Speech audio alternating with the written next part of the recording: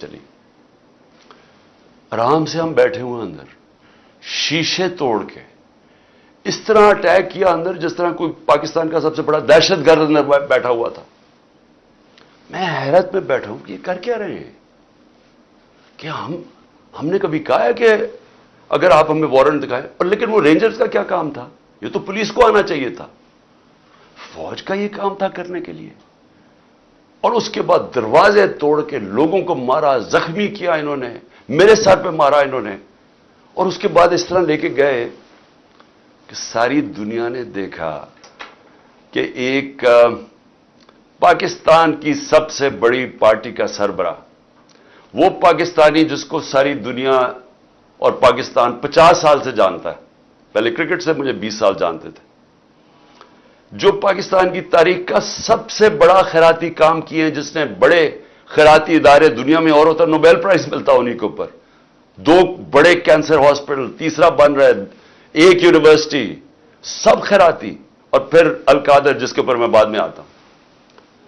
تو اس کو اس طرح پکڑ کے جس نے اپنی ساری 50 سال کا جو پبلک لائف ہے ایک کرمنل کیس نہیں تھا، تو پچھلے چند مہینے کے اندر 145 کیسز کر دیے، دہشت گردی کے، غداری کے، کہ کسی کو ڈرٹی ہیری کہہ دیا، اور سائیکوپیتھ غداری، ملک سے غداری ہو گئی. جو یاری ایک دن میں 15 کرمنل کیس، بڑا سے بڑا بھی جو ہوتا ہے ڈکیت یا کیا کہیں وہ مجرم، وہ بھی 15 ایک دن میں کیسز، وہ کرمنل کرائمز نہیں کر سکتا. اور پھر اس کے بعد یہ ساری دنیا کے سامنے جو انہوں نے مجھے ذلیل کیا، چلے اللہ کے ہاتھ میں ذلت ہے، لیکن اس کا میسج کیا گئی؟ کیا آپ کا خیال ہے کہ پاکستانی قوم یہ سمجھ جائے گی کہ کیونکہ آپ مجھے اس طرح پکڑ کہ میں واقعی کرپشن میں نے کوئی کرپشن کیا ہے؟ اور میں یہاں سب کو بتانا چاہتا ہوں کہ میرے اوپر کیس کیا تھا، یہ ذرا سمجھ آئی کیس کیا تھا. میں نے فیصلہ کیا کہ جب میں پرائم منسٹر بنا کہ میں نے اس ملک کے اندر سیرت نبی کو پروموٹ کرنا ہے، کیونکہ ہماری اخلاقیات تباہ ہو چکی ہے، ہماری مورالٹی گر چکی ہے. مورالٹی گری ہوئی ہے تو اس طرح کے چور و چکے سارے ملک کے اوپر بیٹھے ہوئے ہیں. ایک سے ایک بڑا مجرم، جرائم پیشہ آدمی آج ملک کے اوپر بیٹھ گیا ہے. تو جب آپ کی ملکی اخلاقیات ختم ہوتی ہے، ملک تباہ ہو جاتا ہے. میرا القادر یونیورسٹی کا مقصد بنانے کا تھا کیا؟ کہ اس ملک کے اندر ایک نئی لیڈرشپ پیدا ہو، جو کہ سیرت نبی کے اوپر، جو دنیا کی تاریخ کا سب سے عظیم لیڈر تھے، ان کی کوالٹیز آئیں ان کے اندر، کہ وہ کیا ان کے اندر کوالٹیز تھی کہ انہوں نے ساری دنیا کا نقشہ بدل دیا، اور کیوں اللہ حکم کرتا ان کی سنت پہ چلو. تو وہ مقصد وہ تھا. اور پھر صوفیزم اور روحانیات کے اوپر، اور اس کے علاوہ ٹیکنالوجی پڑھائی جائے وہاں. تو یہ مقصد تھا اس کا. تو یہ فیصلہ ہوتا ہے دسمبر میں، دسمبر 2018. یہ ذرا آپ سنتے رہیں. ایک سپانسر آتا ہے، وہ کہتا ہے میں بنانے کے لیے تیار ہوں. آپ کو پتا ہے کہ اس وقت میں ایک کینسر ہاسپٹل جس کا خسارہ 9 ارب روپیہ ہے ہر سال کا، 75% کینسر کے مریضوں کو مفت علاج دینے کا. پشاور میں دوسرا کینسر ہاسپٹل، کراچی کے اندر تیسرا کینسر ہاسپٹل جو کہ سب سے بڑا ہے، جو 30 ارب روپے کا بن رہا ہے. نمل یونیورسٹی چل رہی ہے جو کہ 1000 ایکڑ کے اندر ہے. یہ تو کوئی 300 کچھ کنال ہے، وہ 1000 ایکڑ کے اندر ہے. وہاں بھی 90% بچے، نوجوان مفت ڈگریز لے رہے ہیں.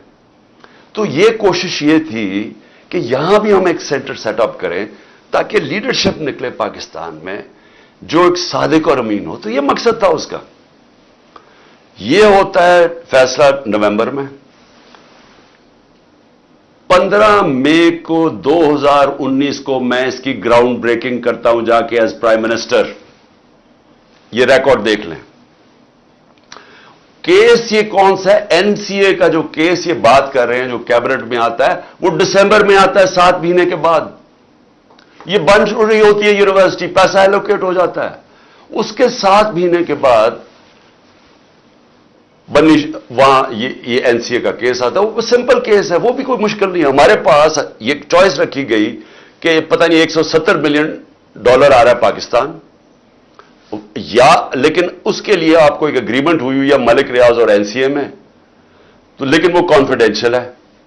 तो अगर आप कॉन्फिडेंशियल मानते हैं तो वो पैसा आ जाता है पाकिस्तान में, अगर आप नहीं मानते तो आपको जाके वहां केस करना पड़ेगा, लिटिगेशन करनी पड़ेगी। वहीं हमें बताया गया कि $100 मिलियन हम जाया कर चुके हैं फॉरेन लिटिगेशन में, तो वो जब केस जाएगा वो कई साल चलेगा। लिहाजा हमने फैसला किया कि सुप्रीम कोर्ट में वो 170 मिलियन आता है या वो गवर्नमेंट ऑफ पाकिस्तान है, तो पाकिस्तान आ रहा है ना, उसके ऊपर मेरे ऊपर करप्शन केस है। ये केस कहते हैं जनाब आपने अल कादर यूनिवर्सिटी से फायदा उठाया है।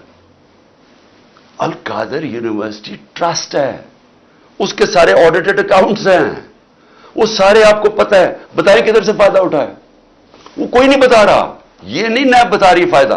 वो कहते जी आपको कोई फायदा हो, क्योंकि आपको अल कादर बनाना था, लिहाजा आपने उसको मलिक रियाज को, जब सारी कैबिनेट का फैसला था, नहीं आपने इसलिए किया है क्योंकि आपने वो अल कादर यूनिवर्सिटी बनानी थी जिसमें मुझे कोई जाती फायदा नहीं है, जिस तरह ना मुझे नमल यूनिवर्सिटी से है ना मुझे शौकत खानम से है, क्योंकि वो ट्रस्ट है, वो मेरी जाती मलकियत तो नहीं।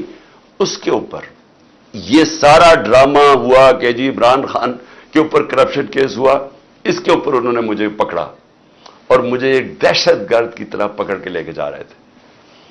और दूसरा मेरी बीवी, अब मुझे जो इससे ज्यादा अपने से ज्यादा तकलीफ है कि मेरी बीवी का नाम भी ट्रस्टी में है। क्यों है? ट्रस्टी क्या होता कि पहले क्योंकि कौम को समझना चाहिए, क्योंकि इतना ज्यादा प्रोपेगेंडा किया जा रहा है। मैंने कभी इस तरह का कंट्रोल टेलीविजन नहीं देखा जो आजकल टोटल कंट्रोल करके पीछे से उनको हुक्म आता है नामालूम अफराद का, धमकियां आती हैं, ऑर्डर दिए जाते हैं कि इमरान खान को नहीं दिखाना, फलानी चल, इसके लिए कोई अच्छी चीज नहीं कहनी, इसके खिलाफ प्रोपेगेंडा करना। तो इतना झूठ बोला जा रहा है, लोगों को बताएं कि ट्रस्ट होता क्या है। ट्रस्ट, जो ट्रस्टीज होते हैं ना, उनको कोई तनख्वाह मिलती है, उनको कोई तनख्वाह नहीं मिलती। सिर्फ ट्रस्टी वो होता है जिसको, जो दिल से कोई खैराती काम करना चाहता है। अब बुशरा बेगम, बल्कि मुझे सीरत नबी को जो समझाऊं मैं तो बुशरा बेगम की वजह से समझता हूं, क्योंकि उनकी बहुत ज्यादा इसके ऊपर उनकी नॉलेज है, तो उनको मैंने ट्रस्टी रख दिया। उसके ऊपर भी वारंट निकाल दिया अरेस्ट का, मेरे घर पे हमला कर दिया, फिर से आके यहां टेयर गैसिंग शुरू कर दी, उनको कहा कि पकड़ के जेल में डालना है। मैंने ऐसी कभी बेगैरती इस मुल्क में नहीं देखी। वो आदमी, ये नैब का चेयरमैन, ये जो